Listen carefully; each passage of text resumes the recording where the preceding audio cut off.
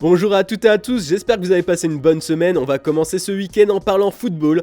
En France, l'Olympique de Marseille fait les gros titres ce matin. En même temps, les Phocéens ont fait un gros match hier soir. Ils ont pris temporairement la place de leader en battant 3-0 Angers à l'extérieur.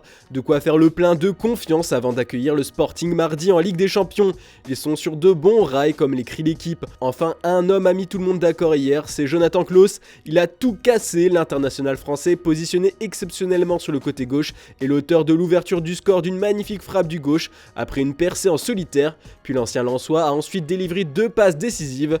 La classe pour le journal La Provence. Enfin, en lisant le quotidien marseillais, on apprend aussi que Marcelo Bielsa, ex-coach de l'OM, a traîné le club devant le conseil des prud'hommes de Marseille et qu'il réclame 3 millions d'euros. Après avoir parlé de Marseille, on va s'intéresser au Paris Saint-Germain. Ce matin, le Parisien nous révèle que les départs d'Angel Di Maria et Leandro Paredes ont eu des conséquences pour les stars que sont Lionel Messi et Neymar Jr.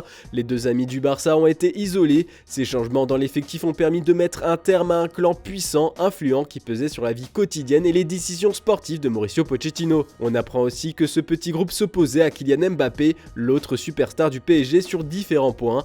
Luis Campos a aussi souhaité recruter des hommes de vestiaire comme Fabian Ruiz, Carlos Soler et Vitinha pour apporter des ondes positives. En bref, le mercato estival a permis de ressouder un groupe parisien auparavant divisé. Puis ce soir, ça pourrait être le premier gros test pour une des recrues de l'été. Hugo Ekitike pourrait connaître sa première titularisation ce samedi face à l'OGC Nice d'après l'équipe. Le staff du Paris Saint-Germain veut faire souffler Kylian Mbappé qui a connu une trêve internationale agitée. On va parler un peu mercato maintenant avec les unes espagnoles. En lisant attentivement à ce matin, on apprend que le Real Madrid ne lâche pas Jude Bellingham. La Casablanca prévoit une offre de maximum 100 millions d'euros pour convaincre le Borussia Dortmund de vendre la pépite anglaise. Les merengues veulent à tout prix recruter ce remplaçant idéal à Luka Modric. Mais bon, les journalistes espagnols restent inquiets face aux dernières révélations de Vie Athletic qui rapportent que le BVB veut renouveler le joueur dont le contrat expire en 2025. Selon les médias britanniques, l'intention de Dortmund est de mettre une nouvelle clause dans le contrat de Bellingham, selon laquelle il ne peut quitter le club que pour 150 millions d'euros.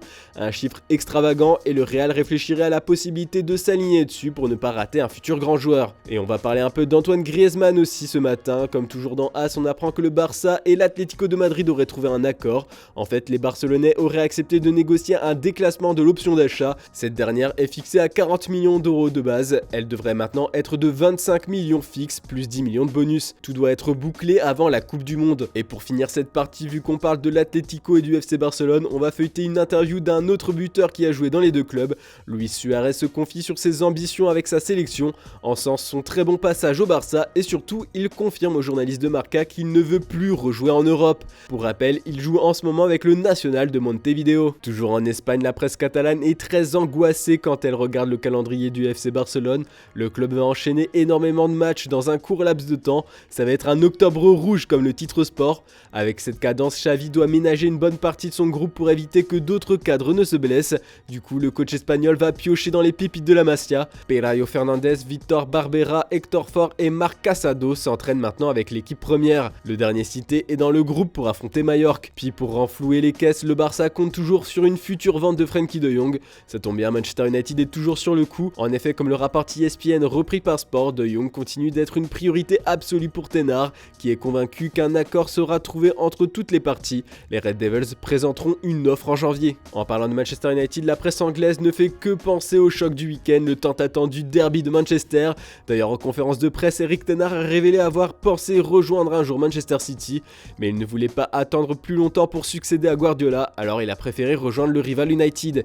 Et pour lui, il a eu raison de faire ce choix. C'est Eric le Rouge, s'amuse à titrer le Daily Mirror. Mais le néerlandais, malgré ce nom de viking qu'on lui a affublé, craint bien un homme, un norvégien, Erling Haaland. Le courageux Haaland, prêt à mettre United en pièces, peut-on lire dans les pages sport du Daily Star. Le cyborg a lancé un avertissement à ses futurs adversaires. Je suis impatient de jouer mon premier derby avec City, ça va être amusant. Il n'y a aucun défenseur que je ne veux pas affronter. Lisandro Martinez et Varane sont prévenus, il veut les terroriser.